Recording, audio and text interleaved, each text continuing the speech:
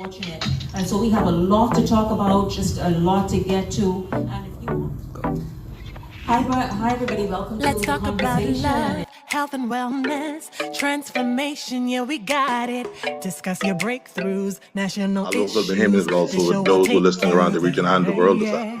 Thank you. Absolutely, absolutely. We have an audience that really, from Europe to the United States, Canada, around the region, and of course, Bahamians right here who are very interested in just wanting to know the answers and ask the questions that get them the answers that they seek. Before we introduce need a little inspiration, tune into the conversation. Talk about it on the conversation. This is the time, when you need a little Shanique, when the country really need to find ways to join together to fight common problems that we have. Collaborative leadership. You need a little conversation. We can go far with the conversation. Here with Shanique on the conversation, yeah. Please share the video, share. Tag some people in the live feed, share it in your private Facebook group, share it in your WhatsApp group. Here with Shanique on the conversation, yeah.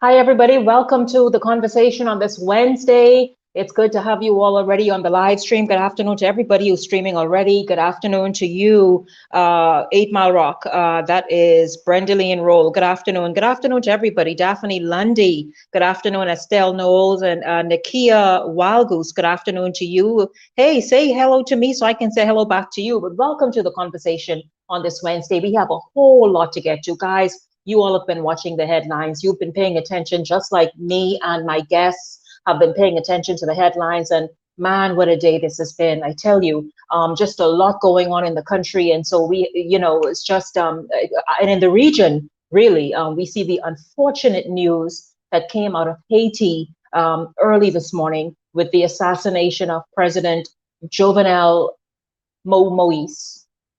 If I mispronounce that, please do pardon my pronunciation. But President Jovenel Moise was killed this morning. His wife injured. She apparently is hospitalized and was at the earlier today being plans to be airlifted to the United States to seek further medical attention. But what does this do for a country that was already teetering, a country that was already having major issues with its safety and security and just order and law and just a whole lot already going on in the country of Haiti? It's nothing new to Haiti. And now what does this do? I think there were many assassination attempts and coup d'etats with various presidents, including Jean-Bertrand Aristide and a number of other presidents. But I think this might be the first. My guest will be able to tell me better, or perhaps the first in decades, many decades. But it's so unfortunate, and we're going to talk about that. We're also going to talk about that unfortunate Abaco crash. The police releasing a statement just this afternoon, and surprisingly shocking information coming out of that police investigating a stolen aircraft on the island of Abaco, believed to be that aircraft and the unfortunate incident on Monday. And so it's a lot, like I said, to get to today. We're also going to talk about, I'll tell you this, is Atlantis taking food, bread out of the mouths of the average small businessman, small businesswoman who's just trying to make ends meet? Is Atlantis guilty of strong arming them and then taking over and doing exactly what it is that they were doing to try and make ends meet? We're going to talk about that as well, and a whole lot. Of course, the 48th Independence Anniversary Celebration is coming up in just a few days, number 48, guys. But listen, if you guys have not heard already, it's only a gospel performance, just totally gospel music, no secular, no nothing. How do you feel about that? What are your thoughts about it? Why did organizers come to that conclusion? Well, we are going to talk about that, and we're going to hear exactly the reason for that, and also hear from someone who is working closely with organizers and to hear what their thoughts are. So it's a lot to get to. It's a lot to get to on the show. Good afternoon to everybody who is just tuning in. It's wonderful to have you all streaming. Let me say a quick hello to everybody again. Please do share the live stream, by the way. As you come in, do share the live stream. Yes, absolutely, Kizzy. The police just sent that out this afternoon, so we're going to touch on it for a minute. Good afternoon, Gano Davis. How are you doing? And how is our project coming on? Hello to Chelsano Adderley. Good afternoon to you. Victoria Murphy, hello to you. Kizzy Aisha Newton, good afternoon to you. Hello to Antoinette Wilmot, good afternoon to you. And Louis Barton, hi. Good to see you on the live stream. As you all come in, once again, please do share the live stream. And it's good to have you all on the conversation. Let's jump right in. Let's go quickly because, like I said, we have tons to talk about today. Let's welcome today's guest. She is servant leader of the People of the Bahamas Constitution Party, Ali McIntosh. He is an artist. In fact, he was just awarded recently in Atlanta and I think Tennessee, top Bahamian choir performance. Congratulations to him. Christopher Roberts, good afternoon to you and welcome to the conversation. I'm wondering who else, Cara, that we have in place joining us. I know we are expecting, okay, Danielle with a whole new hairstyle. Danielle Gibson, and of course, Glenroy Pratt. Good afternoon to each of you. And good afternoon to you, YouTube audience. Hi, welcome to the conversation. Cara normally mans that, so Cara takes care of that over there. And we are here, but she also adds your comments in as well in the live feed so we can all see it. So good afternoon to everybody and welcome. Listen, let's just jump right in, guys. This is quite disturbing and so heart-wrenching in the country of Haiti, what took place just in the early hours of this morning, just after midnight, according to reports around 1 a.m. Ali McIntosh, as somebody who pays, obviously you are a political leader, you pay attention not just to national, but regional and international happenings and news and consequences, etc. Your thoughts about just this heart-wrenching event, yet another to affect the nation of Haiti? Good afternoon, everyone. It's good to be here. When I heard the news this morning, of course, it immediately really awakened to me that Haiti obviously is under siege. It's in a lot of issues. You don't just kill the president. So if the president is killed, Haiti must be in total uproar and in crisis at this point. Of course, after that, I went look at some different YouTube news, and I'm realizing that even before this incident took place last night, Haiti has been under a lot of unrest, calling for that president to resign, calling for him to call an election. So clearly the country is in uproar. I am so sorry to hear that. And I do want to send my condolences, of course, to the Haitian government and the people of Haiti in this time of sorrow and this time of arrest, hoping and praying for peace, not only for the nation, but for the country and the safety of the people of Haiti. I can tell you the conversation adds its sentiments and express those very sentiments as well. We are attempting to, and hopefully we can arrange to speak with the charge d'affaires here in the Bahamas. He speaks very, very limited English, and so that is a barrier, but we are arranging to have a sit-down interview with him, and we are, of course, very hopeful that that can happen, and just talk to him about what's happening. Danielle, your thoughts. This kind of violence and disorder, and it's nothing new to Haiti, but to hear it, to hear it sort of like in our time, it kind of rocks you. Good afternoon, Bahamas. Good afternoon, all of the guests here on the show today. Like Ms. McIntosh, I do also extend, my sympathies. It's a tragic event that is happening. The thing about it is, Shanique, is that the people are tired. This is not just in Haiti, it's around the world. You see that leadership is changing in many countries. You see that people are not content with the same norm. Also, we are living in a tense time.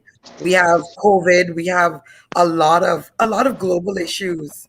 And I think that, our world leaders also need to take heed to their people as well, and to listen to the voice of the people. You're not there to serve yourself or to serve selfish agendas.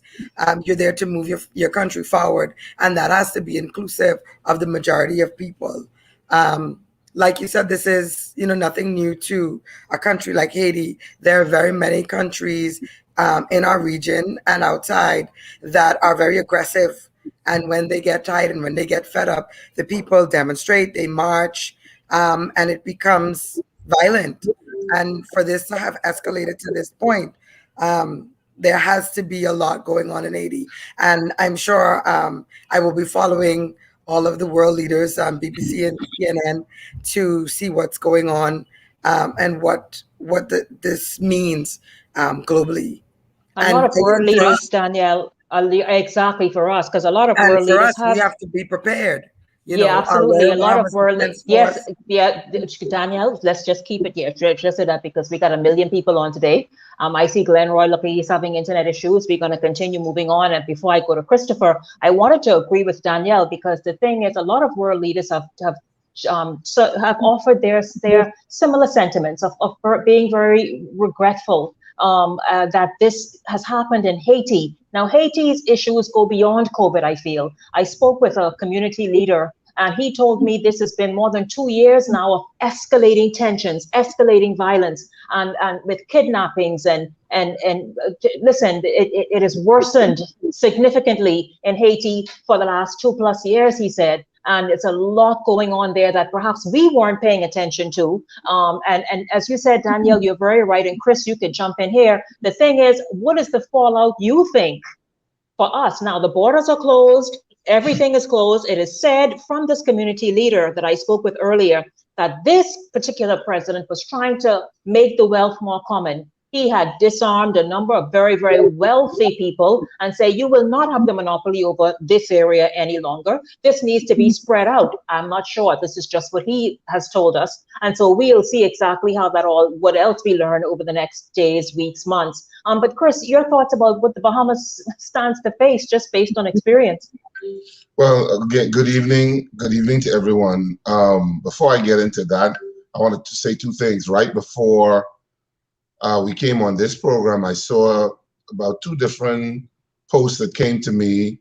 I was trying to confirm for certainty that it is in fact the case, but based on 2 reports that came to me, they're saying that the wife has died, and so we that's certainly a double tragedy if that is in fact the case. The second thing for me, Shanique, is that I want us to be very careful, and I want us to be very sensitive to this matter and this situation. And Bahamians have a tendency of not having much compassion, particularly when it comes to dire straits that Haitians, in a sense, find themselves in. And all today I've been hearing what I've heard already on this show, that, well, this is nothing new to Haiti. Listen, I think that's an insensitive thing to say at this moment. I don't think we should be linking the 2 situations, because it almost appears as if it is almost a justification for the fact that it has happened. We're like, okay, what's the big deal? This is nothing new. It is a big deal. The president of the country has been assassinated, and we have to have. But Chris, before you go and somebody just come on and misinterpret, what we mean is nothing new for Haiti is the fact that the violence, the systemic violence, not an assassination of a president. I went to Haiti. No, but it's even the community leader said as much. I went to Haiti in 2004 on assignment twice, almost back to back in 2004. And I can tell you, Aristide shortly after had to flee Haiti for his life. So that is what we mean when we say that kind of thing is nothing new. But anything else, the assassination, no. Go ahead. The point I'm making is, while you are correct to say that it is nothing new, I don't think this is the moment to make that statement.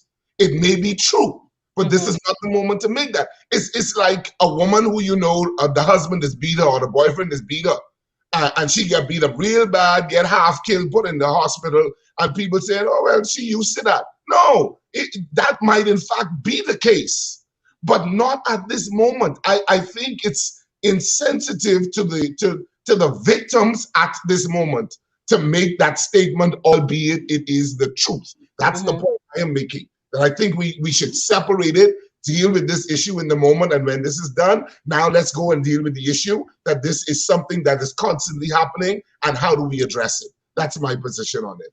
Of course, the fallout. Of course, the fallout, we are going to feel it because we've seen it before. That, you know, when this kind of thing happens, people want stability and they're going to want a way out. And so they're going to start now trying to get out. And we are the closest, and we're going to have to deal with and prepare ourselves, as Daniel started to say. All of the law enforcement agencies are now going to have to mobilize themselves to ensure as best they can to guard our borders, and even the thing is, even in guarding our borders, if they come into our borders, we have to still take them in and process them to get them back home. So you're still talking about money and resources one way or the other. So you're right.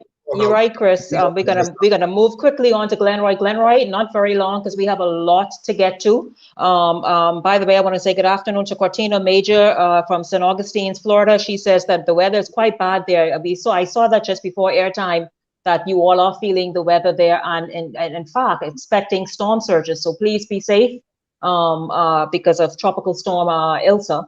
And so certainly please be safe. Good afternoon to everybody who is just joining. Please do share the live stream. Hi, Pauline Johnson. Hello, Roselda Johnson. Good afternoon to you as well. Glenroy, your thoughts. And again, we do not want to be insensitive. And Chris, thank you, because if it appeared insensitive in terms of saying that it's nothing new to Haiti, the violence, then we absolutely apologize for that, because this is not the time to be insensitive.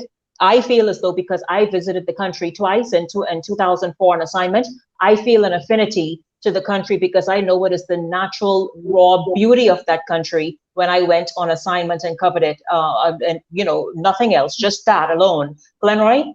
Shanique, just before. Oh, by the way, Chris, I want to say this: the wife is not dead. The wife, in fact, is in the United States. Yeah, she is in the United States seeking help. I went to try and look it up when you were talking, and I see that she isn't, and we are grateful for that. So we, of course, pray and wish her a speedy recovery. My God. Glenroy? Yeah, good afternoon all. Can you hear me? Okay, yes. Good afternoon all. I certainly agree. These are definitely some really interesting times. And you know, we got to make sure that in this situation that we find ourselves in, you know, it's just tough. You know, this is just tough. You know, from a global perspective, obviously, I think Daniel said it, that a lot of persons around the world are feeling it, and so their tensions are tight and high.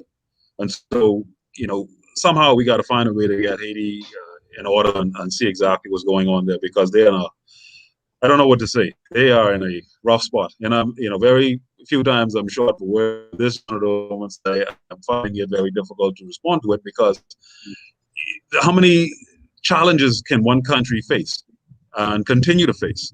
And, you know, as they continue to face their challenges, that challenge spills over into the other regions in this Caribbean islands. And so, you know, bet your bottom dollar, we're going to feel the impact of that, because that destabilization creates other challenges. You know, there's a sense of no direction right now, because for one, the president was killed, as we know, and the prime minister, I think, he's not even functional in a sense.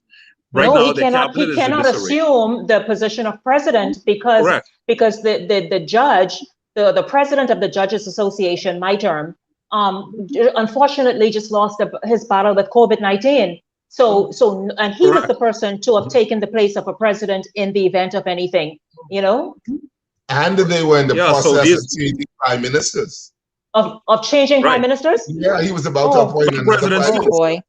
So prime minister and president, because he was only president by decree, and his time was already expired, and he was supposed to have had election. What also spurred a lot of this was a lot of angst and anger, because he was implementing different laws, and one of those laws were where burning a tire was considered a terroristic act.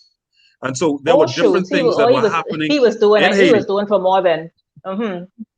Right. Which, of course, is a regular occurrence in Haiti. Well, there's different agendas right now. Yeah. Wow. Ali, you wanted to jump in? I don't know. Sorry. One last thing. One last thing. Sorry. One last thing. Glenroy? I don't know if anybody heard the part where the individuals who were stating, this is DEA, please stay in your homes. This is what they were shouting when they came to actually assassinate him. And so they represented themselves as drug force agency in America. There were one or two English-speaking individuals who sounded like un-American, and then there were Spanish-speaking individuals. There's some serious times in the world. But you know what? A lot of this is the drug trade too. So we got to be careful on what's happening. Ali? Yeah, what I want to say, and based on what everybody else has said, is that truly this is a nation in crisis, because obviously we see a situation, as we have said, we can't have anybody who actually will assume the position of president to stabilize that position, not only vacant by death. We have a situation where there is so many interim. I believe Haiti is in what we call a constitutional crisis. How they get out of there now becomes, I guess, an issue. And Chris obviously is involved in national security, more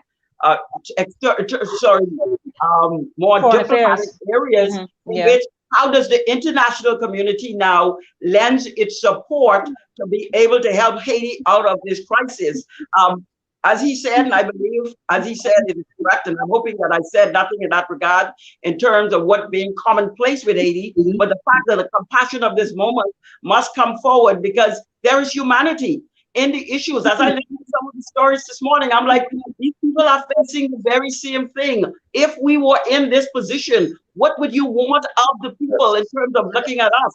When we run out of the country because we are in crisis, they're looking at the same thing. So we're going to have to handle this with kid gloves, with diplomacy, to make certain that the compassion or the humanity of what we exhibit for the Haitian people is quite clear. We know it's a political issue to some degree when it comes to asylum and those issues, but we have to look at the humanity of what these people are facing and how we as their neighbors are going to handle this issue.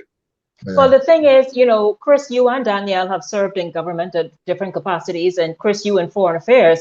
I mean, how do you step in as CARICOM, of which Haiti is a member? How do you step in just at that sort of regional body and then the global community? How do you step in to try and bring order and to somewhere where they're lost at where to begin looking for a leader because everything is so out of place? Yeah. I do not purport to speak on behalf of Ministry of Foreign Affairs, but from where I sit, I think the difficult challenge, the Bahamas sits in a different difficulty than other countries, because not only are we sitting in that place where it is necessary for us to be compassionate about the situation, we also have to put ourselves in a place of guard, because we know what's going to come our way as a result of it. It's not those other countries, all they have the liberty of is being compassionate. We have to also be, in a sense, defensive. So the Bahamas sits in a different place. And I think a lot of times other countries don't have that appreciation for the unique position that we want to help. We want to say, hey, let's do this, let's do that. But at the same time, we got to guard ourselves, guard our resources, guard our people against this influx. And as Ali started to say, I want to quickly say this. Our people may not be running away on boats, but we run away on plane. You bet right. You bet right. In fact, remember the U.S. government recently had to stop a lot of us from traveling to the U.S. to go and try get connections and have babies and all that bunch of stuff. Okay. Daniel, I'm sure you know about that. So we do our own running. Yes. Right. And Shanique, I also wanted to say that this is also, just to piggyback on what Ms. Roberts was saying as well, this is also a time for us to be reflective of our own legal system, our structure. And I know that as a younger person and someone that's voting, I look at a lot of our archaic laws that are on the books, and we really need to now do an internal review of the things that could happen. I mean, it has never happened in the Bahamas, and God forbid that it ever does. But suppose something even remotely close to this magnitude happens, what do we do? What systems are in place? And like Mr. Roberts says, like right now, like our biggest focus is going to be on protecting our borders. And then in the event that we are unable to protect our borders and there are people that are infiltrating, we now have to be extra careful and extra sensitive in how we approach these people, because these people are in essence running for their lives. Desperation. A lot of people are going to be seeking amnesty and they're looking for refuge. So, you know, there's so little that we can do with what we have, because there is so little we can do. And so that's why the big countries like the Spains, like the United States, who else it is that okay, Cara, there's another France. major country, France. Oh, thank you, Glenroy. Like, y'all step in. Thank you. Step in and please go and assist Haiti. Please do that. They need the help, they need the direction, and they need the structure. You know what is another a problem that is mushrooming, and we need to be so careful on this? The drug trade is now mushrooming again, but it's not going the normal route. The easier routes now that the Mexican cartels and stuff are seemingly going towards is like Haiti. You can filter through. That's why you see a lot of guns and drugs are now coming in those regions. Now, I don't know if that assassination was coupled with the fact of the rules and regulations, laws that he was putting in place that hindered their growth and their business, and now removing him creates the opportunity to have that influx. And that's going to have a challenge for our country. So we see a proliferation of drugs and guns are now coming through. And so this is one of the next reasons why we need to make sure our borders are shored up and protected, because now all hell could break loose for our country. And when you talk about 9, 10 million plus people in desperate times, that is not good for our country. No, not at all. Of course, we will continue to monitor this situation. We absolutely will. And again, the conversation is hoping to secure an interview with the charge d'affaires for the Haitian government here in the Bahamas. Hopefully we can arrange that and make that happen, and so that we can speak with him. Of course, he like the whole country is in a state, and so he, even though he is here, obviously has to be guided by what he is told from the officials there. Marietta, I'm very happy that you did confirm for us the Haitian First Lady is in Florida, and she has been flown there to get medical assistance urgently. Again, if you're just joining us, if you've been tuned out of the news all day, the president of Haiti was assassinated very, very early this morning. His wife injured. Not sure if anybody else was in the home, but that is the story today. And so we are looking at that and giving some analysis and opinions of what it all means. Sonia White says we need more manpower to man our gates and our borders. Let's just see. Nicola Saunders says, Jesus is the answer for all of these challenges. Carlene Edward Shana says they need the UN to assist. Listen, Carlene, everybody talking about Haiti and all these countries, leaders, and even offering condolence, and rightly so, but step in. That's all I'm saying. Step in and assist. UN, everybody. Ali, I see you raising a finger.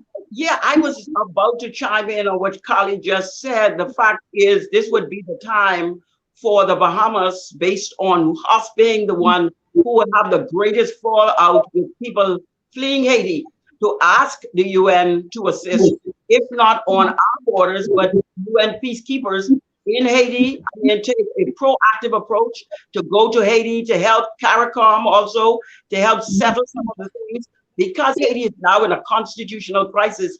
Obviously, it's going to take a lot of different mechanisms of the international community to help Haiti settle at this point, help them see where and who they can choose to come and settle in some of these positions to be able to govern the country out of the crisis. They are in crisis. They need to be governed out of the crisis. And if the personnel are not there to make that happen, it's going to be a very sticky situation. So at this point, both our government asking for assistance at this time for our borders and the international community in terms of sending help to Haiti to help that country get itself set. Ali, absolutely. Ali, I hear you. I agree with you. But for me, quite frankly, we should not have to ask the UN for help. Very true. Exactly. We didn't ask them to come in here a couple of weeks ago to deal with the shanty towns. They heard there was a situation and they came. Okay. So if we have to ask you to come, then something wrong with y'all. Y'all know the crisis. You know what's going on. When do you show up and say, Bahamas, what can we do? You want to come in, police us without our invitation? So come in and help us without our invitation. So come in now and help. And not just help here. It's not either or, Ali. It's true here and there. Yes. Guard the borders, help assist in guarding the borders here, and go there and try help put structure in place. What you said, Glenroy? Yeah, but you know what is also funny? When you look at larger countries, right?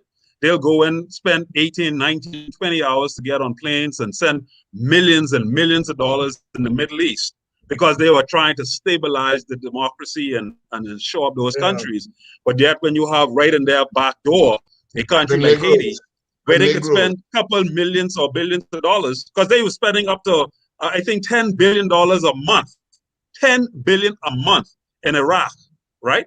If they put that money in Haiti, just 1 month of that money is, you know how much things that could do for Haiti, but also try to help and rebuild the same energy and effort that they would have had in the Middle East. Why they can't do it there?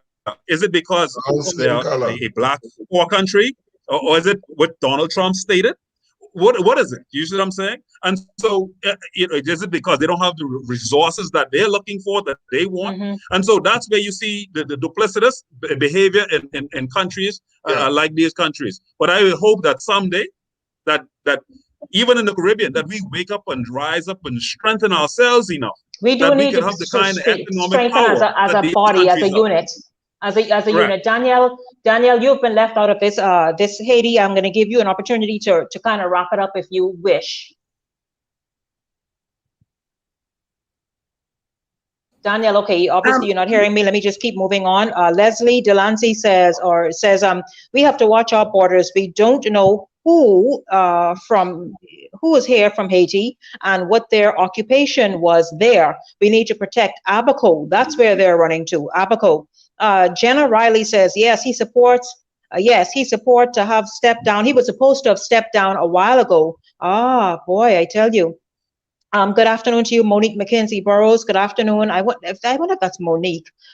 Yes, Joylyn Henfield. Joylyn, you guys also perhaps, in Turks and Caicos as well, says this is so sad. It is very, very sad. Very, very heart-wrenching. Stacy Smith says, what happened in Haiti can happen anywhere, and that's why we must all be outraged and empathetic at the same time. Oswald Roll says, Shanique, the G8 nations must put pressure on France for the role that they have played in Haiti's dilemma. It has been, I'm telling you, Haiti is now close to 240 years old as an independent nation I'm talking about. And there has not been, I think, a decade of peace in 240 years. In 2004, when I went there on assignment, that was the 200th anniversary of independence. And so it's been, well, look at me aging myself and telling me, it has been a minute since then. And so what I'm saying, Glenroy, I walk right into that. It's been a minute. And so what I'm saying is, you're right, France and come on, man, United Nations, United States, everybody step in and help something. Monique Boris says, we as Bahamians and those in God have to be vigilant and the tongues of the enemy. We have to guard our borders spiritually and physically. Kizzy Aisha Newton says, I believe war is going to break. Listen, Kizzy, it's already a lot of unrest in Haiti now, a lot of unrest today, a lot of unrest. Black Panther says, our government isn't doing anything about the illegals here. So, of course, they will have their friends and family come here. Land is free. And, of course, they get passports, he says. He or she continues, the United Nations came here to hopefully they will go to Haiti. Thank you, Black Panther. That's what we say in Black Panther. Go to Haiti, assist there, help out. It's a nation in crisis, you know. Kizia Aisha Newton says they've been running from before their lives. It's only about to get extremely, listen, man, the people, you could imagine the fear that's happening there now. It's a lot that's going on. Ted Curry says Haiti has been extorted since 1804 by the Western world, exactly. And Central America has joined in with them. I tell you, and 1804 is exactly correct when they had independence, and it's been roughly 240 years.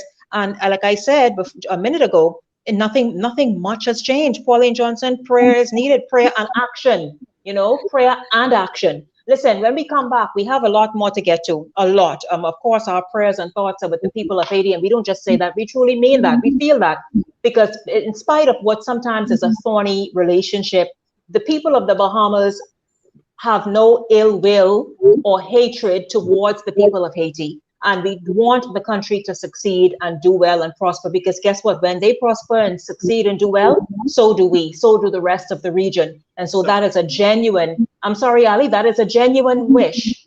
Yes. I said, when they prosper, we prosper, because the fact is our services doesn't have to be absorbed with taking care of the unfortunate of Haiti. Exactly. So we must wish that they get their act together, and the management of Haiti becomes a ongoing thing by the rest of the world, the rest of the Caribbean, to send assistance to Haiti, get them working, get their natural resources working. We know the politics of it. They're a rich country in terms of natural resources. You're right. I mean, one time ago, Haiti was, you know, hugely known for its agriculture alone. It's a country of great raw beauty. It is. When we come back, is Atlantis strong arming small businessmen and women and competing with them to sell something as simple as coconut water? We're going to talk about that when we come back.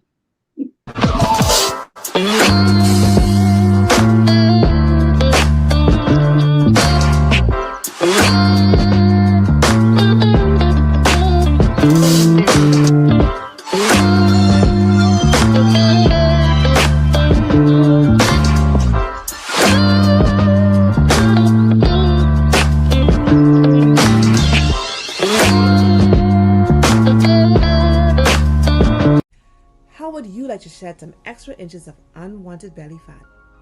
Did you know that there are alternatives to surgery to get rid of unwanted fat? Let Therapy Natural Health Spa help you reduce fat without surgery. Therapy Natural Health Spa employs a series of methods in a customized plan to suit your fat loss goals. Target those stubborn and challenging areas on the body with our cavitation body shaper that uses heating lasers to break up and melt fat during each session.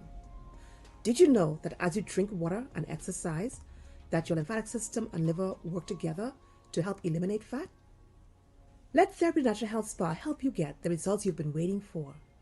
Call us for a free consultation and let Therapy Natural Health Spa work out a plan for you. Check us out on Instagram or Facebook. Our numbers are 393-1126 or 806-1132. Maybe it's for the thrill,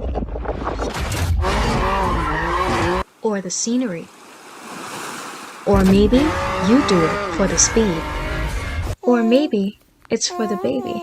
It might just be for the next stop, or even for the beautiful moments. Whatever your reason for driving, we'll be there to keep you going. Atura Auto, servicing your vehicle at a price that keeps your pockets happy. Call us today.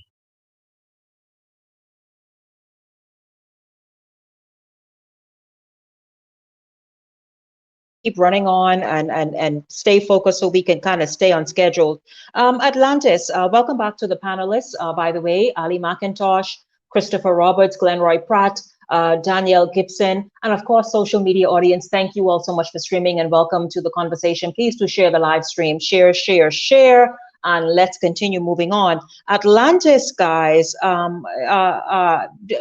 of all, I wasn't aware when is this the whole Cabbage Beach thing? But in any event, Atlantis has stopped people, I guess, from selling, coconut water, being on the property and whatever else, the little things that they're selling. And then we saw this picture that went viral. I'm not sure if it was Monday or yesterday, but it went viral where the tourist sipping his drink out of the coconut shell with Atlantis inscribed on the coconut shell itself. Looks so nice and so polished, But people are saying, what the dickens? How Atlantis could do this?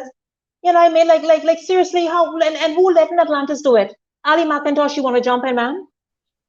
Yeah, that is funny. You see me laughing on the screen. I mean, it's such a low blow, right? I mean, over coconuts. Why would you want to actually disenfranchise Bahamian businesses that have made their money from this particular industry for many, many years? When I first heard the story last week in regards to Cabbage Beach, I know we were there 4 years ago. Now we're back there again. It appears this may just be a political football, but what we football with the lives and the industry and the entrepreneurship of people. So I am thinking all the entrepreneurs should be allowed to do is make an agreement with the hotel in terms of working on their beach. What is the big problem with that? I mean, as leaders, we should be able to say, hold a second here. We've got entrepreneurs that needs to work. All we have to do is how many can you entertain? And if each hotel can entertain 5 or 6, then let 6 be on that beach, 6 on the next beach, every hotel. We can always find a solution for these problems. And if we do that, everybody who needs to be on the beach will be on the beach under the auspices of the particular hotel as small business people. Why do we have to have a fight over this? Can't we all just live together and all of us have to? Can't we, in the words of Rodney, is it Rodney King? Can't we all just get along? I mean, can we please? 1 minute each, everybody, please. Christopher, you want to jump in, sir? Shanique, this is probably going to be the shortest comment I will ever make on your show. And here's my comment. Considering the Broadway show we saw at Cabbage Beach 4 years ago, there is no way what's happening now should be happening. Glenroy and Danielle, did you all see Christopher? Go ahead, Danielle. I agree with Mr. Roberts on that, and I think that it also goes back to a lot of the policies that we've had in place to protect Bahamian businesses, and also even what's going on with a lot of it seems as though there's union busting. A lot of it is so anti-Bahamian, and even though Bahamians consistently push themselves, the laws change and we meet the standards, and we should be expected to be able to make $1 in our country, in our own country. And I see this in many other industries, and it's just now gone as, I want to say, as low as someone on the side of the street being a street vendor, or in this case, on the beach as a beach vendor. But there are many, many, many hotels that have done things similar in the past. Private homes have done the same thing. Instead of hiring locals, they now bring in people. You have a lot of they're bringing in their own people. They're bringing in their own people, and they use these terminologies like you must be multilingual and you must have a master's degree to be a property manager. A lot of these things are displacing Bahamians from work, and we have to really. It takes a multi government approach. It does. It's not a quick fix in any which way, because it has to be addressed. Because I agree with you with that property manager thing. Anyway, there is a preference to say somebody who is highly skilled and experienced in this area. So that makes up for the master's degree if there isn't one, but certainly there's a bachelor's degree and experience in certain areas to now come and operate and manage their property. And so you're right, Glenroy. I see this a little different. Obviously, I've been in Atlanta, so I've worked there for 28 years, so I know some inside scoops in some ways as well. But I think sometimes when we make judgments in this country sometimes at a snapshot versus looking at the entire video. And sometimes when we make those judgments in those snapshot moments, we make the wrong assessments.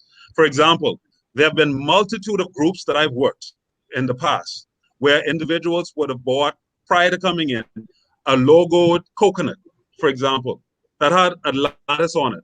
They brought that in, so that when there are people at the beach, when there are people at the pool, they can just slip their drink in or they can pour their drink in. Was it Atlantis buying it? No, not in every instance. And in this particular instance, it could have been the same thing. Now, those coconut could be sold at the Atlantis logo store where individuals could go and buy them. And then they could have that around as a souvenir for themselves. And then they can have their drinks poured into that whilst they're on property. And so again, I say, sometimes we make these statements in a snapshot when there's an entire video at play. And what I urge Bahamians to do is not be carried away by every, as the Bible says, wind of doctrine. Let's get all the facts before we comment, because there are a lot of things that we don't know. And so until we get all the details, we should be making comments based on that information. I can tell you, like I said, I've worked in the place for 28 years. There's also another part of this that we don't also recognize as well. And I don't want to disparage our brothers and sisters, because they equally deserve opportunities. And I support their opportunities. But we also have to step it up as well. If we're going to be servicing people from an international perspective, we make sure our product and our services are matching that as well. Because when these people come here, they're looking for a certain level. And we have to make sure that we are taking it to that level.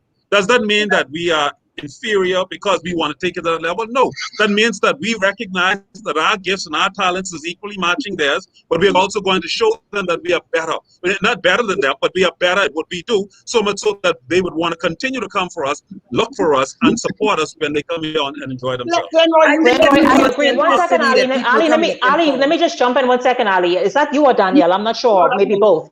Okay, 1 second, Ali. What it is, I agree with Glenroy.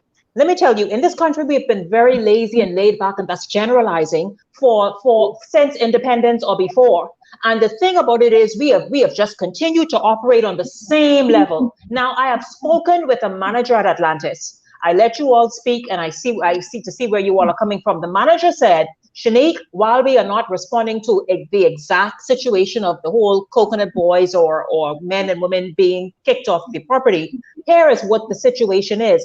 Atlantis has not just started selling drinks in pineapple, I guess skin or something, or coconut shells or something.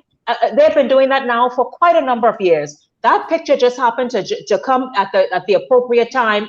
That somehow, what I'm saying is, the manager told me, what you saw there is nothing new. That has been going on in Atlantis for quite some time. Now, the matter of perhaps the vendors being kicked off the beach or off the area where they sold coconut water, then of course that's different. And I asked, is there a response to that? There was no response. I was told that they were going into a meeting, and I never heard anything else after that. Ali, go ahead. I am thinking, and I wanted, first I was saying about Glenroy making the disclaimer because he works at Atlantis. But as I don't work here anymore. Okay.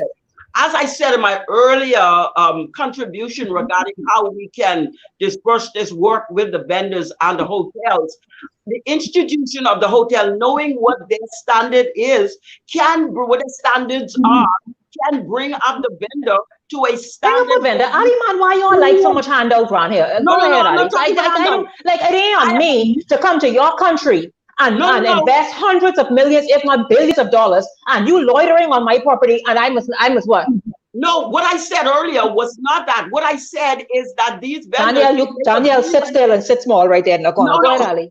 I said that the vendors can make agreement with the hotels to work on their property. When they're working on the property, the vendor and the hotel can agree to a standard that they can work with. Everybody can have a certain amount of leverage, but there can be a standard in which both works. So we can't say we can't fix this. The vendor has to know, if you're going to operate on my property, I need a particular standard in which you operate. And leadership has to make sure, Danielle said it earlier, sometimes we bust the union, sometimes we bust these associations. We don't want to do it. But we want to know that the persons in each association, as they're working for the various hotels, they also have a standard in which to operate. I agree, and even if the hotel, Ali, and even if the hotel management never come to you and say, hey, you yourself, you see the surroundings, you see the property that Atlantis is, you see the product, you would want to also kind of raise what you're doing to match that. But I'll tell you this, let me just get right here, because I like to be fair and give everybody a voice. Who is it? Angel Roker says she's been to Atlantis. Wait a minute. Somebody, oh, right. Angel says she's been working at Atlantis for 5 years and never see a doggone coconut yet, a drink being served in a coconut. So it looked like somebody lying. In fact, she says she never saw the coconut drink. But yeah, the manager told me this when I inquired and they returned my call. Danny, I see you trying to look at me sideways. Jump in.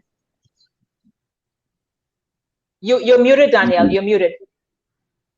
Listen, for me, Shanique, a lot of these tourists that are coming to the Bahamas are looking for the authenticity of the Bahamian people. And we keep trying to make this some, whitewashed product. We are Bahamians. We continue to lose our culture in trying to pretty this up and please everybody else. Our hair braided is not good enough. If you go natural, you're not professional enough. If you mark your skin, it's unprofessional. Like when are we going to stop and allow our culture to come true? We are about to be 48 years old and we continue to move ourselves away from our culture to the point where our young people have no identity. Well, that's why their young people have no identity, Danielle. You're right about that because marked skin is not a Bahamian identity. They trying to grab a hold of everybody else and showing up on these jobs looking so unprofessional and awful. Could you wrap up your point, Danielle? My hair braided and being I'm not talking about your hair braiding, and I'm not, and your hair, and it shouldn't be multicolored. But you should not have 3 and 5 and 10 colors in your hair. You ain't coming to my business like that. But go ahead, Danielle, and then your tattoo, and then why your tattoo around here? Why it all around here? Your tattoo, But go ahead, Danielle. Yeah. Listen, Shanique, everything that we do, we tend to use everybody else's culture to give ourselves an identity. People are coming to listen. We have had a lot of people, especially on Eleuthera, those people that visit over and over and that have been coming from 1960 something. You know what they love about the island? That not that it doesn't move, but it's authentic, and they don't have to compete with another country. They don't have to compete with an Italy or China or a Brazil. What they get on the family islands is island life, the simplicity of it, right? If you go on the beach, you can get conch knocked out of a shell. Someone can do that right in front of you. It's not this, pretty packaged in some pink and purple thing that looks like Las Vegas style. China. Like at some point, we have to figure out what is uniquely Bahamian and sell that product and stop trying to sell another person's product. And then we also have to stop trying to be another person. Glenroy, I have to go to a break. When we come back, I need you all will give your points of view. Glenroy, you will not pick up from this point when we come back. We go into the Independence Celebration. I have to strong up. No, we are not, because I got something to say on this. Chris, I want to know who the hell is the host of the show. You better put your finger on your lip. You invite me, so you're going to accommodate me. Jesus, I tell you, Danny, when we come back, you and I will talk. When we come back, Ali, you too, you behaving. When we come back, we are going to talk about independence. Listen, y'all want it to be an all gospel concert. I mean, it's 48 years. We are coming off age now. In fact, when you're 48, you're off age. Why only gospel? Daniel, I certainly am interested in hearing your point of view on this. But the organizers say, listen, man, we praising God this year. This what it is. Everybody else demark. Everybody else sit on the sidelines. This what we doing. When we come back, I will give Chris and Glenroy 30 seconds because, boy, they can work on my nerve. I know it. 30 seconds, 3-0. The conversation comes back right after this.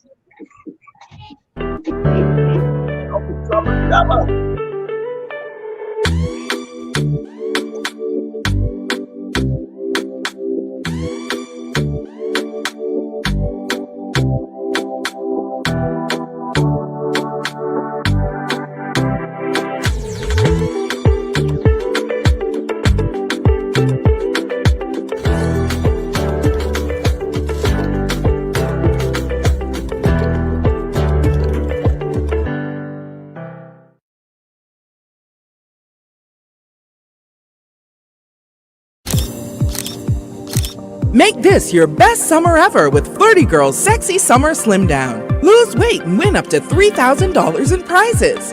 Sign up today and enjoy weekly challenges, weight loss coaching, and unlimited group workouts, including fat blasting boot camp, yoga, Pilates, cardio boxing, hardcore abs, dance off the pounds, and more. Enroll as a VIP and receive a free 7-day detox, 1 free laser lipo treatment, discounts on body contouring, facials, and Brazilian wax, plus massage and sauna treatments for just $1 per minute, all summer long. That's right, all summer long. Prizes include 1 year of free body contouring, free fitness programs, and so much more. All participants will be invited to take part in our sexy summer photo shoot to show off their results. So come on, what are you waiting for? Registration ends June 10th. Call 677-1689 or WhatsApp 467-9630 for more information.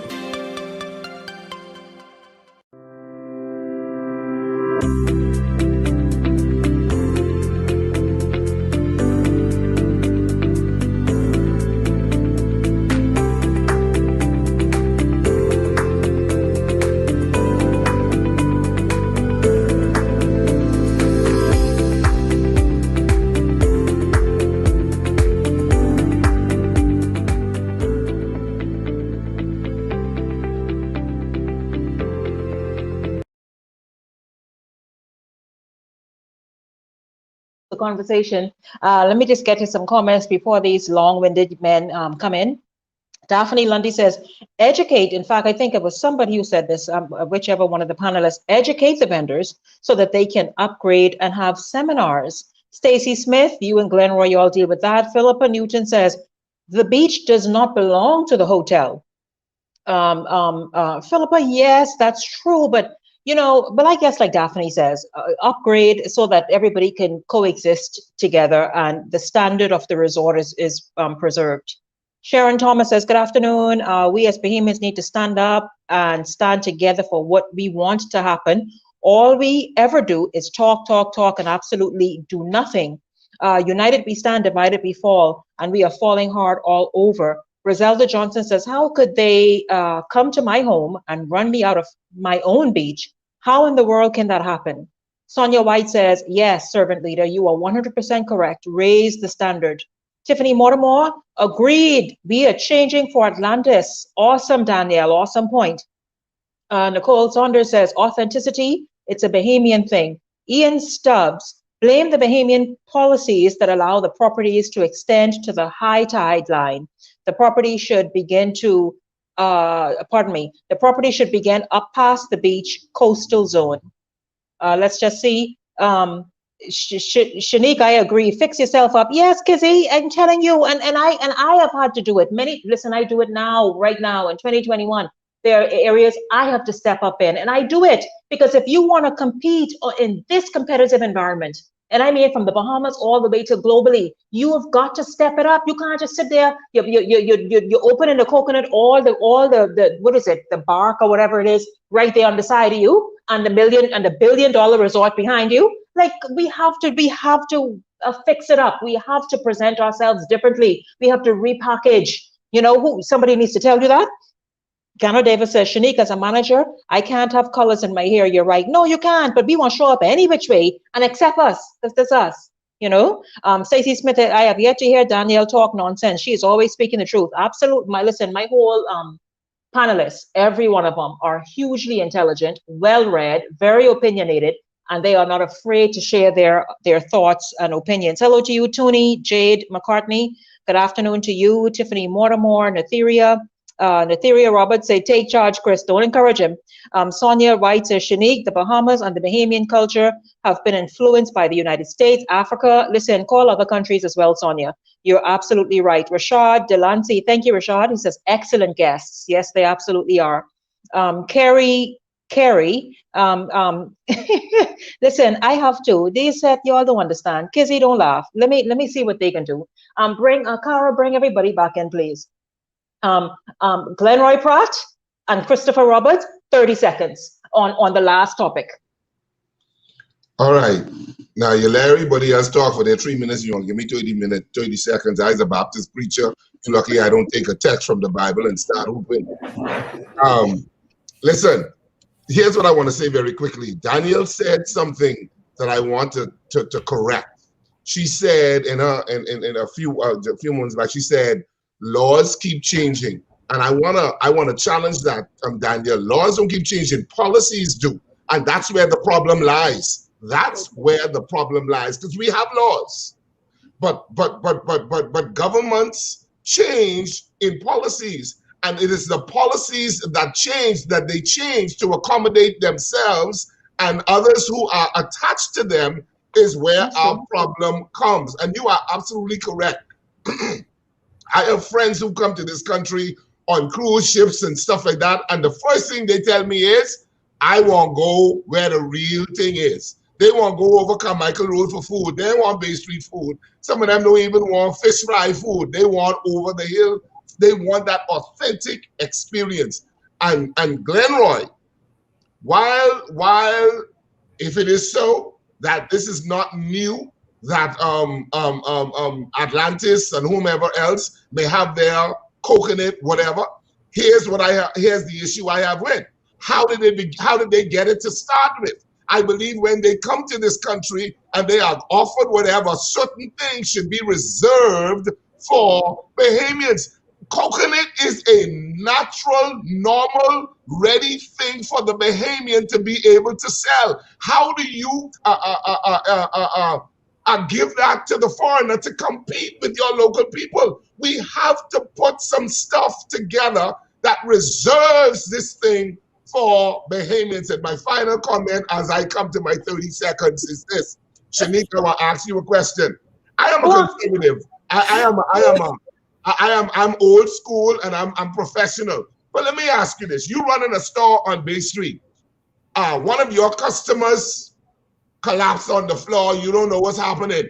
Somebody with 3 colors in their hair and tattoo on their neck and earring in their nose steps in and knows how to do CPR. Will you allow them to do the CPR?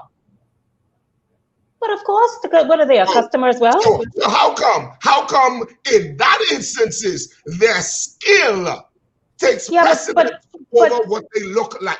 But Baptist preacher, if you're like but put the sheet over your leg so that you don't test the man of of God. So you all have laws in the church. You all have laws in the church. So I have laws in my business. I don't want you showing up. Looking like you're going to some disco. That one don't compare. Don't give me a different example. Does compare. The same way you have laws and rules in church, I have laws and rules for my establishment. Yeah, but you exposing your tie and trying to show me where Jesus come from ain't no skill. That's not a skill. I'll tell you this. Alicia Josie agree with you. She says, Shanique, there are tourists. No, wait a minute. Somebody before that. Shantina Hall says, Shanique, hair color has nothing to do with you and your ability to do your job once it is neat. Daniel, you hush for a second. What's your name? Glenroy, you needed to have your 30 seconds. Yes. Listen, I want to clear up something. Atlantis does not ever sell coconut. There's no person on Atlantis property. Last that I checked, I've been in the property for 28 years. I've been in the industry for 28 years. There's nobody cutting coconut, giving coconut to guests. Let's get that clear. What that is a shell that it looks like a coconut that has a cup base in it that people can pour their drinks in. It's not a coconut. Let's get that information right. That's what I'm trying to say. We looking at things and not judging it incorrectly. All right. Now the other side of this. Yes, but understand this fact. Atlantis, when I was there, Atlantis had McKinsey's who was under the bridge. They asked McKinsey's to come in and have a stall where he could do conch salad right on Atlantis property. Okay, they brought in their Bahamian experience when they created the Marina Village. They used Jackson Burnside, a well-known architect. The whole theme was Bahamian, okay? They have been infusing the ice cream gelato store inside the lobby right now at Atlantis is a Bahamian whose idea and who is running it as a Bahamian. He is managing it. He was a chef. They asked him to run it because it was his recipes. They have infused Bahamian way of life throughout that property, okay? There have been artists who have been performing, who have been doing different artists' work around that property. We have to, when we talk about these things, again, I try to say this, we have to be fair and we have to be honest with these things. And as I stated again, if I have a group of 3,000 persons, 3,000 people coming in, they want coconuts for each one of their guests to put in their giveaway bags. Can we produce at that level? That is the kind of discussions that we need to have. We like to talk about Bahamians can do it, and I'm not doubting that they can, but we also have to have that level of consistency so that we can supply when the demand is there. And that is a part of our problem. Sometimes we have to look at our fishing industry. Right now, some of these hotels have to go out and get supplies from other places. Why? Because there's not a consistent supply and persons out there bringing the stuff in. And so we have to elevate ourselves. And we also have to realize that if we're going to operate on an international level, we got to continue to think internationally. There are some very good coconut vendors out there. There were some good people on that beach, very good people. But there were some shady characters out there as well. Some people selling drugs. Some people harassing those guests. So let's be fair and balanced in the communication. And so let's be honest with it. That's all I'm saying. Listen to me, guys. Let's quickly, I overlooked something. Matter of fact, Alicia, Joyce, and Shanique, there are tourists who enjoy seeing the barking of a coconut. Roselda says, we'll get to the Independence Day celebration in just a second. I forgot one thing, though. Let me just read this really quickly, an excerpt of it, and then we will quickly go here in and out. The police, this is a news release that was issued today's date. And it talks about the aircraft that was involved in the Abaco incident on Monday. It says, okay, let me just cut here. It says, the police, along with other agencies, are investigating an apparent, well, yes, that, and where the two pilots lost their lives. We know that. Now, it was later identified, this aircraft, as a reported stolen airplane. The airplane is estimated at $300,000. Investigations are being continued in this matter. Now, while of course this is an ongoing matter, before we haven't even reached the courts yet, it's an ongoing investigation at this point, very early. I just want to talk about the fact that the police sent that out and say it was a stolen aircraft. Listen, and oh, by the way, a commercial pilot sent something out and says, listen, they feel as though the Bahamas aviation industry is going to be given such an awful reputation as not having rules and regulations in place. He went on to say that both persons, one was a trained had a medical certificate, a flight medical certificate, and that was expired, and that the other guy was a commercial pilot, but he wasn't trained to fly that aircraft, that model aircraft. This pilot, this commercial pilot, went on to talk about his various certifications and ratings that he has, and these individuals had none of the above, and also again were not experienced or qualified to fly that. Now, of course, I'm not going to go further into that. My thing is, how you could walk up on a tarmac, and this the part that says what? How you could go walk in a plane and steal it on a tarmac, like that right there is just wild. We could gingerly just talk about that before we move on to the next one. Ali, I saw you making an attempt to speak first.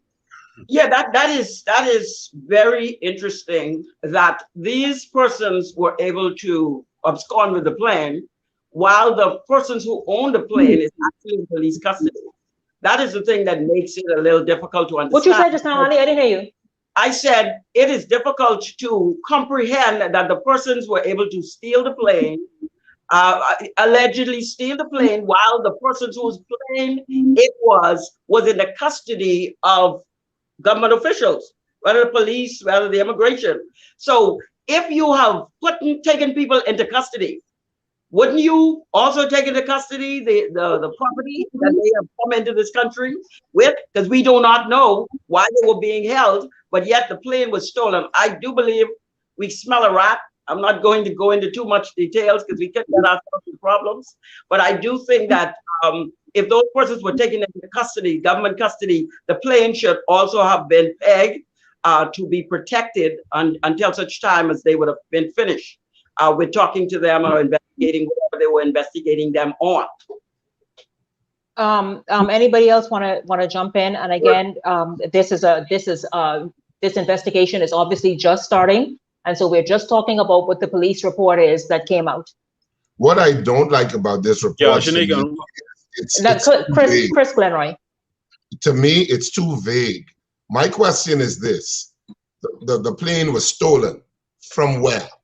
Was it stolen from the airport in Abaco, or was it stolen from whatever international place it came into? I think your report should say that, because you opened the door now.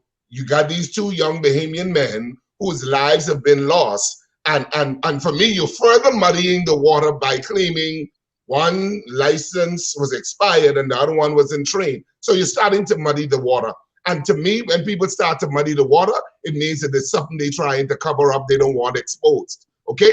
So for me, it's too vague. Where was this plane stolen from? And if it was stolen, allegedly stolen from, if it was stolen allegedly from the US or Canada, whatever, how did it get all the way here?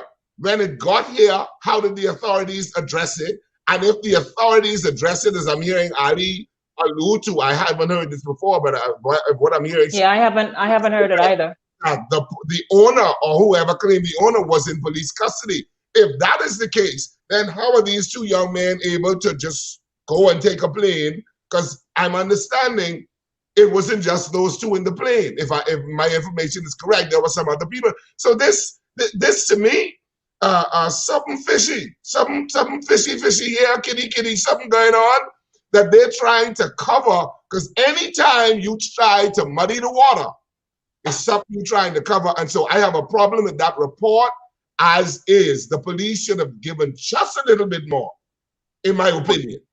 Shanique, if I may.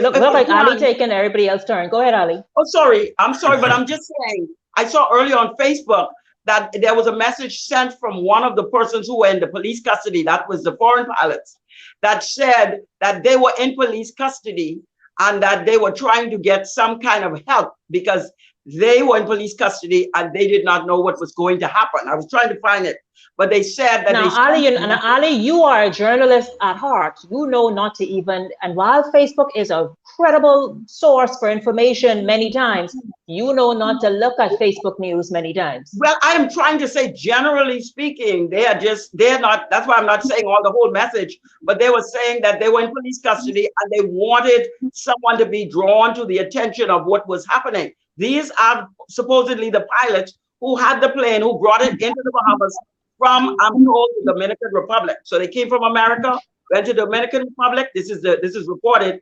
And from the Dominican Republic, they came to the Bahamas, Abaco, July 2nd, and they were supposed to leave Abaco July 2nd and come to New Providence, the London Pinland Airport, before I guess leaving out. So the point is, when they were in Abaco, they were taken into custody, and then, of course, the plane was stolen, according to their alleged that the plane was stolen. And you saw all of this on Facebook? No, I read this from several news reports. Oh, okay. Oh, on the newspapers. Okay, I didn't follow up on it at all. I just saw this come up in the police this afternoon. What else we had out there, and apparently that was one of the issues, that this plane had a whole. This was the third spot in Abaco where it was, and it was going to come to New York, come to Nassau that same morning that the plane was taken. But they were taken into police custody and they were now being questioned. And at that point, while they were being questioned, the plane was taken from the airport and of course it crashed. This is some of the story that I read this morning. So that's the extensive of what has happened to that plane. And now we're hearing other details in terms of those persons shouldn't even have had that plane. But why was that plane taken when the persons who owned that plane was actually in police custody? That is the fishy smell that Chris is talking about, that I'm concerned about. How could they be in police custody and their plane is not being watched or being taken also into custody to make sure nothing happens with that plane? The officials have to be taken. But that is why the gentleman said that, you know, he doesn't want the aviation industry to come off looking like it's just a dollhouse. Like, what is going on? Daniel or Glenroy, you have anything to add? I agree. Something fishing in the Port of Ski Dock. But what I would say is that I would rather all the facts come out again on these instances, because I don't want to have these statements of theft being, slurred around, and it involves two of our young Bahamian men who have died, and obviously their family is in a grieving place right now, and so that gives some bad reflections towards them, and I don't want that to be something that we spoil around. I mean, that's just my view. I feel like the investigation should take its course. Let's get all the facts, and then from there we make determinations. You're muted, Danny. I agree with Glenroy on that. And first of all, I really want to say that whomever put the information out in the first place that it was stolen should have done so with a little bit more facts before doing so. Because like Mr. Roberts says, it does now question the character of almost everybody involved. And having worked at an international airport, I will tell you that all of our international airports are supposed to be operating on the same international standards, whereby persons should not have access to the airstrip if they do not have the appropriate credentials. And there are security personnel that are employed at all of these airports to ensure that we are doing just that. And I want to say that for someone to say that, this would be very egregious, because now it places the BCAA and the airport authority and all of those persons that work in this industry in a very precarious position, because now this is a security and international incident. And I do not believe that the airport authority that I worked for and the BCAA is that slack. It was never that slack when I was there, and I'm certain that the policies have not lowered, but those have definitely been increased. So I really I don't want to go into all of that, except to say that nothing there sounds right. No, but you're right, Danny, because, and that is why the pilot spoke out and say, listen, he does not, just as you said, you have worked in the industry, and so you know the industry very well, and that is how he feels. Like, man, listen, no, please do not shine a light on this industry as though it's a dollhouse operating. No, this is an industry that is strictly guarded and guided by rules and regulations. And Shanique, I just want to say before anyone else chimes in, I really want to send my sincere sympathy and prayers to the families of those affected. Having worked at the airport for a number of years, all of the pilots that I've come across, they are like my family. I have a special love for people in the aviation business, and to know that these young men have lost their lives in this way is devastating, and it is a blow for the entire aviation sector in the country. So I do offer my prayers and condolences to those people on behalf of and that is why I wanted us just to focus on the police report and nothing more, because there are families, right, while we speak in this vein about a police report initially, there are families who are hurting, there are families who are confused and really have questions themselves. And so I just want us to stay focused on the report that was sent this afternoon. Yes, Ali. If I may, I read the Nassau Guardian. So if you go to the Nassau Guardian, published 9 hours ago, there is a story where the Guardian is seeking to find and speak to the foreign pilots. Based on what they are saying, they said the matter is under active police investigation, that the director of immigration, Clarence Russell, said individuals believed to have originally piloted the aircraft was in law enforcement custody and being questioned intently, which means the story, if we go to the Nassau Guardian, it brought out a lot of this fact today, that they're concerned, as the Guardian is investigating, who the pilots are, but they did give a timeline as to how this plane get in Abaco and what happened. Now the point that they are in police custody, that is my major concern, that they were in police custody, but their plane was not in police custody. And I am sorry, I would like to give my condolences to the family in this regard, but this is a matter that really requires a great deal of not only investigation, a little kid box, what do you call it? You have to handle it carefully based on what's happening, but the Guardian has a story. So it's not just talking about. I saw the Guardian story. In fact, I saw it around the same time the police report came out. Yes. Yeah. And so, guys, let's just quickly go to and let's look at, for example, what's happening with independence. Independence celebrations this year, the organizers, of course, we know Mark Humes is the person who is chiefly responsible for putting those celebrations on for the last handful of years, perhaps since maybe 2017.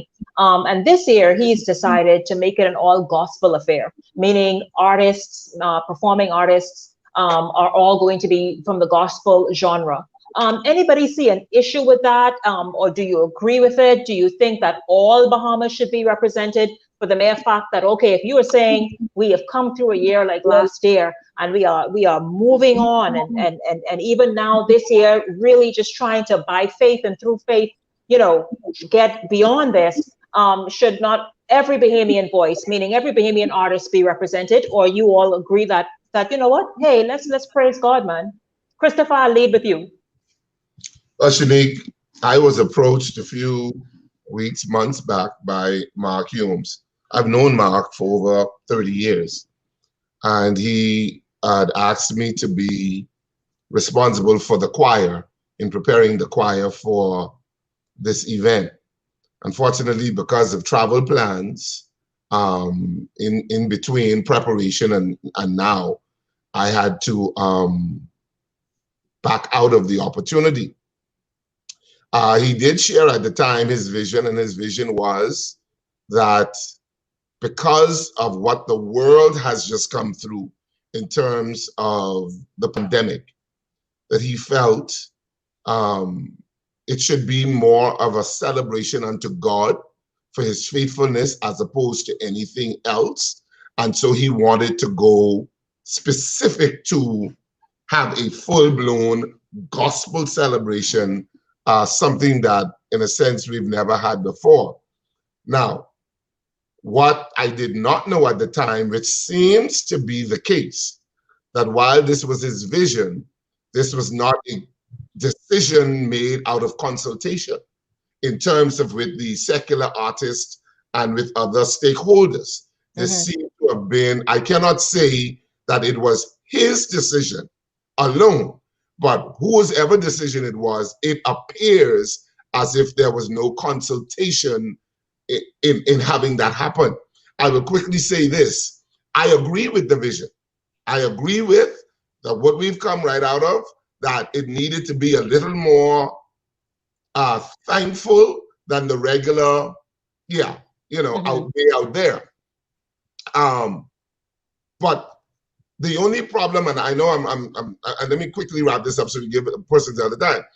The issue I have with the argument that was being presented, and let me say this, today, according to one of the music groups that I'm in, apparently the Minister of Youth Sports and Community of the Youth Sports and Culture has somewhat stepped in, spoken to the cabinet, and it seems from the report we've gotten that the cabinet, along with the Minister of Youth Sports and Culture, has now made a decision that's going to create some situation for the secular artists as it relates to like a separate kind of something. Something, yes. So because I think the concept that the idea is we have the whole month of July, not just this week. That's the Independence Week. So let's do something else that gives them the opportunity to celebrate, and that's fine. But when you from the gospel perspective, there are only twice in the history of our 48 years where the religious entertainers of sorts took the full center stage, and that was in 1973, and that will be this year. All other years, the birth of a nation, that was when the last time. Yeah, 73. So for 46 years, and let me tell you how they've treated the gospel industry. The gospel industry has always been that portion. Okay, we gonna start 8 o'clock, so y'all gonna start doing your due from 7. So while the people getting in and they're settling in and getting their seat and getting their snacks, y'all could be doing your little entertainment, and then the show starts at 8 o'clock. So the gospel was never considered a main stake in the industry. So for those who were complaining about this fully gospel, I had a problem with that, because you had 46 years, we only gotten 2. So how, for me, that's the disparity. But, and I say this and then I finish it now. I think that we could have it didn't necessarily, even though I agree with the thought behind it, there are artists who are not necessarily Christian or gospel artists, but they sing inspirational stuff that, in my opinion, could flow in the same vein as gospel, and maybe there should have been a consideration for that. But with it all being said and done now, I just hope that at the end of the day, we see ourselves as Bahamians and celebrate it on whatever level that we have the opportunity to do so. Now, ladies and gentlemen, we have 6 minutes. Let me jump in there so I can be quick on this. But this is exactly my point. See, Christopher is speaking based on his knowledge of that industry. I can't refute what he's saying. And that's exactly what I've been saying.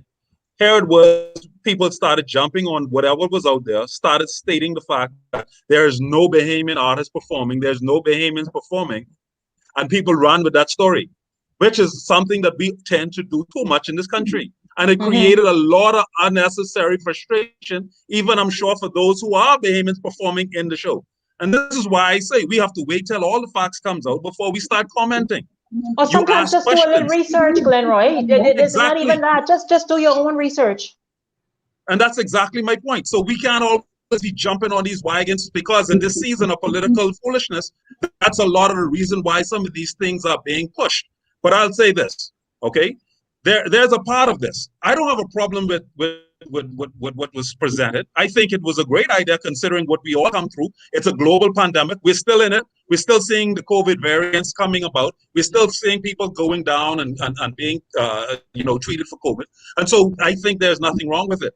Now, and you see, for example, the PMH is saying that they're at capacity. Glenroy, PMH is now saying that they're, we are full circle. So we almost seemingly right back to where we were. And so I don't have a problem with this particular situation being what it is, especially in the Bahamas, where we have that reverence for God. Now, I know there are some who don't, and I understand that. But I also see there's another opportunity as well for the secular artists. This is only one day. There is, like Christopher said, an entire month. And so I think there needs to be a coming together from some of these artists themselves as well, and put something out there from a musical perspective, so much so that you don't have to wait on the government to do it all the time. Now, I know monetary involvement and all that stuff causes it to create opportunity, but you don't have to wait on the government to do something that is celebrating the Bahamas. You have to do it as a collective, do it earlier, and then you present it to the government and say, this is what we've done. And that is an opportunity. So I think that there could be a week of activities with all these artists being showcased. But I just want us to make sure that we realize that we cannot keep jumping on stories without getting the facts. Get the facts, Bahamians, before you start commenting. That's my point. Keisha Woolery says, we still need a national day of prayer, though. Carrie Carey says, for independence, it should never be strictly gospel. Sonia White says she agrees with you, Christopher Roberts. Gaynell Knowles, yes, we do need a national day of prayer. And perhaps that'll happen during this independence celebration. Go ahead, Donnie. Again, Shanique, I come back to what is it that we are independent of, and what are we celebrating? And I think that when we look at what independence is, we also have to look at our culture.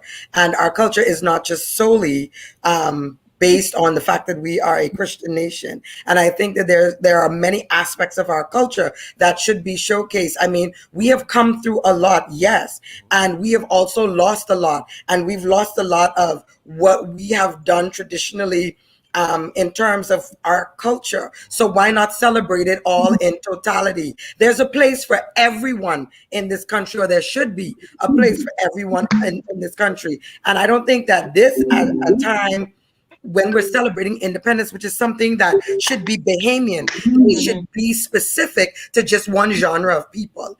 And while I believe in God and go to church and I do all my good Christian deeds, I do think that there's also a way for culture. And for those of you who think that I'm just crazy on culture, I don't like Junkanoo, y'all don't be mad at me. But I think that there is a whole aspect of what makes us Bahamian, and all of it should be celebrated in totality. And maybe what should have happened, and I'm not judging Mr. Humes or anybody in the situation, but perhaps we should have had days of celebration so that it's not just the one event and that is our independence. It should have been something where everything is celebrated on different days, perhaps culture one day. As was the case before in other years gone past. That's right. You know, and I'm just saying that it should have been inclusive of all the genres, and we should give thanks, you know, and I am thankful for where we are as a nation and how far we've come.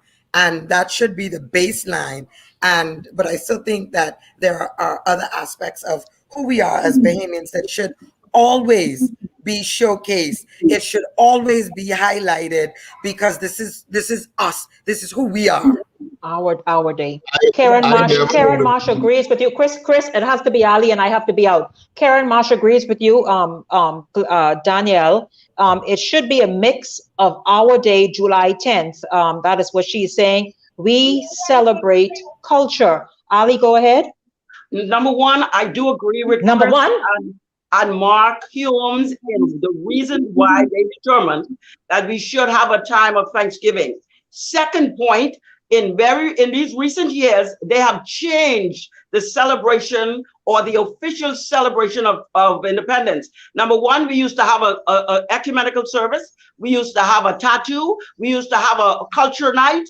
And whoever determined to put them all in one, it was a silly decision. And we've continued that over the years. But hold on, Ali and Chris, you can attest to this for me, please.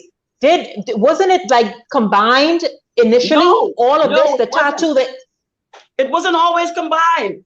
It was all on one night. Right, all on one night. That's what I thought. It was all one night. No. They put it. We used to have the ecumenical service on Independence morning. The night before, we would have the tattoo with the culture. So we had a different activity. So everybody could have been included in the celebrations. But since they put them all in one night, you'll have 10 minutes of service, 2 minutes of gospel music, and then another hour and a half of secular music. All of that needs to be disbanded. We need to go back to where we were, where we have several items where everybody can be included. So we need to go back. And Chris will speak to that, because he knows that if we continue with this one activity, people are going to be left out.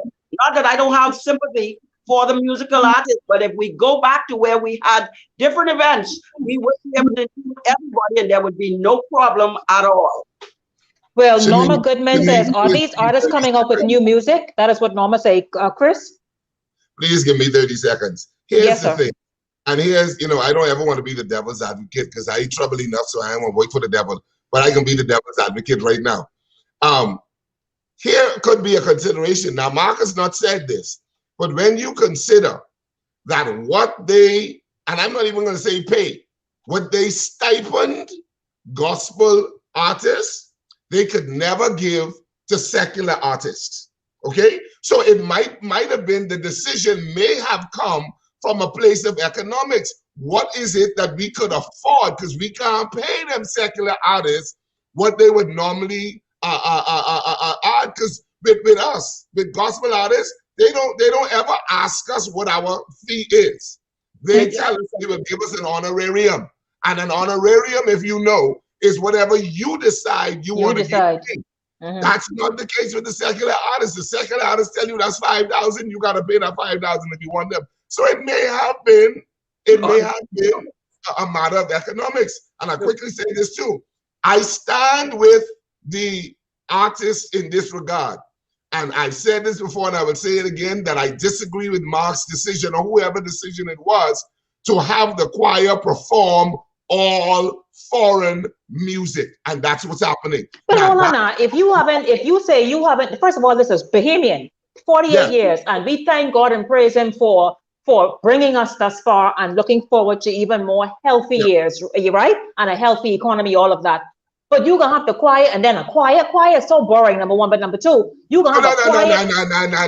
Not all choirs, not all. But I mean the set who singing hymns. They don't sing no hymn in any event. They sound good, you know. They sound really But Chris, what I'm saying is, hold on, you don't mean, so Chris, wait a minute. You are not going to have a Simeon Outen, who even if he sings international music, he is singing it with a Bahamian influence? No, every song is written and originally performed by a foreigner. there's no Bahamian music being performed by the choir, and I have a problem with that. I agree. I do too. I agree. It isn't that we don't have the material, because I've said this again, I will say it again. One church with their praise team went out and did the research, found Bahamian music, put their little modern day twist on it, and will be airing their Bahamian gospel music tribute to independence on Saturday evening on their page. Wow. So we have the material. Wow. Well, Mark should have been consulted, or he should have consulted. I'm gonna listen to me. I am beyond my time. You all know what, Donnie, you shaking your head. I am beyond my time. Each second costs me. I don't even know if I should give you all an opportunity, but I'll tell you this. I need to give you all, and if who don't listen to this, getting cut. Simple as that. Cara, I hope you're listening. I'm going to give each of you 30 seconds for a wrap-up comment and whatever was discussed today, that we discussed and touched on today. Starting with you, Ali. I know that you're a politician and a preacher. Ali, don't play with me today, because yes, go ahead. No, I do believe of all the issues that we talked about today, that we must always consider how we are doing what we're doing. Consultation should be part of how we do what we do. And of course, the Independence Committee need to be changed. Their perspective need to be changed as to how we celebrate our national holiday. And I think we must do that. We must go back to where we were a couple of years ago and see if that was a better way to do things, and make sure our Bahamian culture is always involved in how we go forward with our independence celebration. Chris, 25 seconds. Let's go. First, you cut me from 30 to 25. Okay. First, I want to extend condolences to the pilots who lost their life. One of them, I know the family very well, so that hits home. The other thing I want to say, that in spite of what has happened relative to the independence celebration and people being disagreed about it and being upset about it, I want us, if there's an issue that we have to address, let's get past independence and let's address it so it doesn't happen again. But this foolishness that I'm hearing people talking about boycotting, I'm too much of a Bahamian to do that. It's my celebration, it's my party. But Chris, at the risk of you speaking for an extra 5 seconds, is it face-to-face celebrations, or is this something still virtual? It's virtual, but persons are saying, well, they're not watching it, and they're not, and even though it's virtual, to watch it, you're still involved in the celebration. And so I would employ persons, enjoy, okay, it's not Bahamian music, but they are Bahamian. That's your cousin, your auntie, your friend, your godchild in the choir. Let's celebrate that fact. And then after this week, let's grab whoever, let's beat them down, cut them down, to make sure next year or the years following, this never happens. But let's again. Celebrate. But let's celebrate now. Yes, and be thankful too, because we have a lot to be thankful for. Glenroy, 25 seconds. Go ahead. Well, I'll say this. No one can make you feel like your country is not deserving of your celebration, or no one should allow you to, or you should never put yourself in a position where people put you in that place where you don't want to celebrate your country. There's no other country that you have unless you have a dual citizenship. I love this Bahamas. I will celebrate this Bahamas. I could care less what anybody else says about the Bahamas. This is where I live. This is where I will train and grow up my children. And I will continue to celebrate this country where I live. I also say this. We also have to be reminded, Bahamians, get the facts. Stop being guided by people with agendas. Get all the information before you jump on every wind of information that comes out there. Because what you end up doing when you go by that, you destroy and you cause other lives to be interrupted and impacted by certain negativities. We have to protect each other. We have to protect each other. We have to protect each other. That's all I have to say. Thank you, Glenroy. I think that was a little over 30 seconds, but go ahead. Ali, that's not you trying to even talk. I can see that. Go ahead, Danielle, 30 seconds. Ali, put your finger on your entire lip. In being a Bahamian, I just want to say that going back to the issue with the vendors, I find the same thing to be happening, especially in the cruise industries, especially I live on Eleuthera, where the cruise ship has dominated the craft industry, so as even going as far as to telling people not to go out the gate. You know what I'm talking about, especially on Eleuthera. And I think that we, as a Bahamian, if we're not protecting Bahamians so that Bahamians have an opportunity to flourish in their own countries, what are we fighting for? Like, what is even all this argument over who's singing what and what? Anyhow, it means nothing if I can't feel like a Bahamian in my own home. I don't care what y'all sing. It don't matter to me. I can't make money. Y'all letting these people come in all the time. And it's not for the lack of trying. It's not for the lack of a product. It's not for the lack of not having a plan. So I just feel as though the celebrations ought to be just all encompassing. Yes. Yeah. So that's just my 5 cents. And happy Independence to all of you.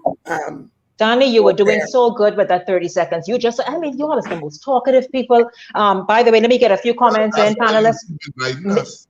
What did you? Miko Noel says, great show today. Thank you, Miko. Maria Nemor Jones says she also enjoyed the show and say happy Independence to everyone. Karen Mosh, good hello to you. Elaine Stewart, pardon me, say I agree. Lively and, oh, thank you. No, they sure enjoyed today's show. People are saying they enjoyed the show. We want Bahamian, says Karen Mosh. Marlene Albury says they still have time to make adjustments. So Marlene, trust me, today is what, the 7th? This the Bahamas, things is moving slow motion. So let's just see if I can get to one or two more. Colleen Edwards Hannah says the wrong should have been dealt with before. I agree, it should have been addressed before, but as Chris said, it just came out today that maybe the secular artists will have an opportunity to do something on their own. Let's just see. Elaine says, Daphne Lundy, thank you, panelists, for a great show. And thank you as well, Daphne. Thank you so much. Thank you, Honorable Derek Dames. And hello to you, Ron Davis. I thank you all so much. I appreciate you all very much. You all always come prepared. You always come opinionated. You always come researched. And I'm speaking, the panelists, they always do, and they always give me this hour. In fact, today ran way over. But I appreciate them for always making themselves available and always coming just ready to give analysis, opinion, perspectives on the stories of the day, the stories that have your attention, that you are talking about. They come and they provide their own opinions, perspectives, interpretations of the biggest stories of the day. And I am grateful for them always. Ali McIntosh, Christopher Roberts, Danielle Gibson, and Glenroy Pratt. Thank you so much for hanging out with me today. And social media audience, thank you all for sticking and staying and participating. I hope I read, Philippa, I saw a comment from you, Philippa Newton. I hope I read that. Thank you all so much for streaming with us today. And Cara, thank you very, very much. Everybody have a beautiful evening. Happy Independence. In fact, the holiday is Monday, eh? Yes. Much like the US, okay, and Independence is Sunday. So between Sunday and Monday is when we're going to do the virtual thing. But see you guys for the next live. Have a great evening, everybody. Happy Independence. Happy Independence. Happy Independence. I need a little conversation.